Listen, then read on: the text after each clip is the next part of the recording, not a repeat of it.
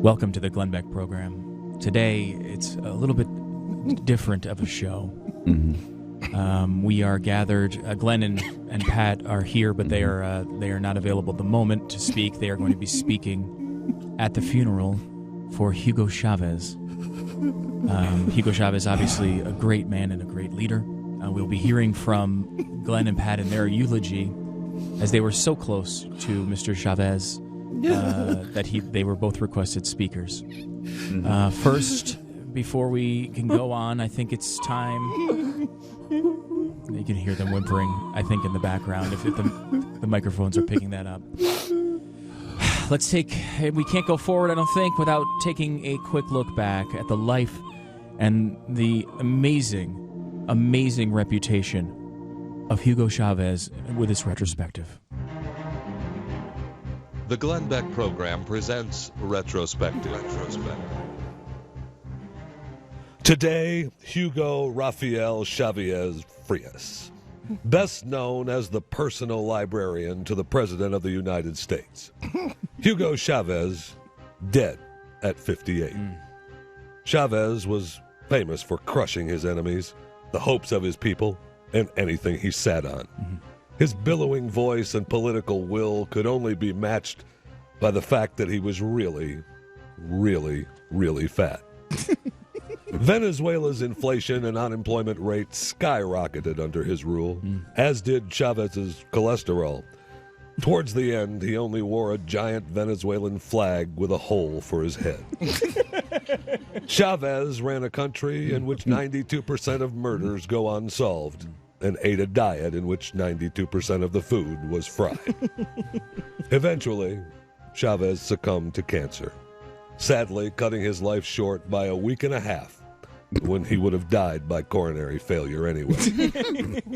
Hugo Chavez, fat, dead, could. This has been Retrospective. That was on the Glenn Beck Program. It was beautiful. It really was beautiful. We're in the church. A look back. Glenn and Pat are still preparing to come up to the podium and speak. We take a. Pat, I don't think I can do it. Here comes Pat Gray is now approaching. This is Pat Gray speaking at the funeral of Hugo Chavez.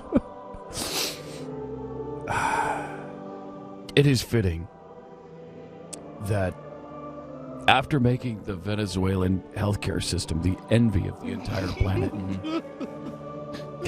Hugo Chavez refused to utilize it, leaving more space available for the people he loved. And he left a lot of space. The specialist kidney unit in suburban Caracas has been completely empty for nearly a year. No one is there. Not a single patient. Doctors have been turning patients away ever since the hospital's water treatment plant broke down months ago. Fortunately, Hugo, whom we just lost, made sure that no one with kidney failure would ever have to put up with a hospital that once had less than stellar water treatment. So committed to his nation's poor having access to what we all know was the finest medical treatment on earth, Hugo, after being diagnosed with pelvic cancer, left his country repeatedly for the slightly less top-notch, yet still amazingly stellar medicine of Fidel Castro's Cuba. Yet, because of his commitment to global warming, he refused to fly to Cuba one more time for treatment. If he'd just gotten one more treatment from Cuba, he'd still be alive today. So would the hopes of millions in Venezuela and around the nation and world. Glenn, that was Pat Gray speaking at the funeral of Hugo Chavez here in Caracas, Venezuela. Glenn Beck is approaching. We are still looking back at the history and life of Hugo Chavez. He, of course, ran a country in which homicide rates tripled, but arrests somehow fell by 61%. Venezuela, no, the world has lost a great leader, lost a great dictator, and fabulous strongman. Hugo Chavez's 14-year reign of wonderful socialism and heavy-handed oppression came to an end earlier this week. When Hugo came to power, only 77% of Venezuela's economy was based on oil. Today, it's up to a robust 96% of the economy. In just 14 short years, Hugo Chavez was able to rid Venezuela of nearly every industry other than state-run oil. This, as we all know, allowed people more free time to relax.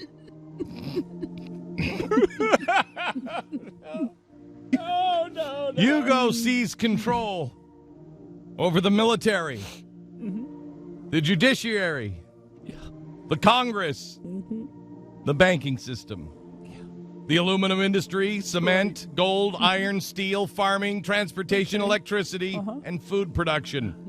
All right. Also, the Electoral Council and the media. That way, those who used to work in those industries would no longer have to worry at night about those responsibilities. Hugo was so kind. He was also able to free Venezuela from the plague of private investment, which dropped 43%. Some people call him a strong man, dictator. To reflect the changes he was making in the economy, Hugo renamed the currency and changed it from the Bolivar to the Bolivar Fuerte, meaning the strong Bolivar. With the strength that Chavez provided the Venezuelan economy, their currency only dropped 66% in value. And inflation is a mere 23% right now. But friends gathered here today, So good. think about this. Had Hugo not renamed the currency, can you imagine how far its value could have dropped if he wouldn't have told everybody that it was a strong Oh my gosh, yes. Bolivar? Imagine. Like our beloved President Chavez inherited a whopping $34 billion in debt. And he faced some headwinds, but he turned that $34 billion in debt into $150 billion in debt. Which, again, sounds like our president can do a little better. Chavez's policies have allowed the poor to get more in touch with their families by getting away from all of their electrical devices. And he's accomplished this by bringing power outages and rolling blackouts to all the cities and all of the hinterlands in Venezuela. Through uncontrolled spending, appropriations, price controls, monetary expansion, and other beautiful tenets of socialism, Hugo helped his people do more with less. That's what he did. Sure, there have been shortages of basic goods and water rationing and blackouts, and despite nearly $1 trillion in oil revenue, the nation is on verge of collapse, which will bring the opportunity for the Venezuelan people to be even closer. More togetherness for the people that he loves so dearly. Through his corruption and ineptitude, Hugo was able to oversee a massive increase in the murder rate from 25 per 100,000 when he took office to 45.1 per 100,000 in 2011. He nearly doubled the murder rate, thus helping Venezuelans get in touch with just how precious life really is. Now, they don't take a single minute, a single stroll in the park, sending their kids off to school for granted. Nothing for granted. Nothing. It might be the last stroll they ever take. The last breath they ever take. While the rate of serious poverty in the country didn't go down as much as it did in some of surrounding Latin American countries that practice capitalism, Chavez lowered his rate through redistribution of wealth, taking from the evil rich, confiscating their land and possessions and giving it to others. Good. He stopped all the irritating debates about his policies by seizing control or simply shutting down the media. That's allowed his people just to relax, slow down, and enjoy some of that salsa, some of that spicy music. It's so good. It is. It's so good. Finally, Hugo Chavez was able to warn his people about the threat. The threat that not only they face, but every citizen of every country in all of mankind. He was able to warn his people about the threat from Jews, letting Venezuelans know about the Jewish influence over the banks. It allowed him to take possession of those banks. During his election campaign against an opposition candidate, he warned his people, don't let yourself be poisoned by those wandering Jews. Good safety tip. Good safety Good tip. advice, Hugo. Thanks. Speaking of elections, Hugo took the suspense out of him by rigging the results in his favor. That way his people never had to worry about losing him until today. Sadly, now all of us who loved Hugo Chavez, now we've lost him. Why? Death was just one thing Hugo couldn't rig, couldn't repossess, couldn't redistribute. Right. They've lost their beloved Hugo. And so have we.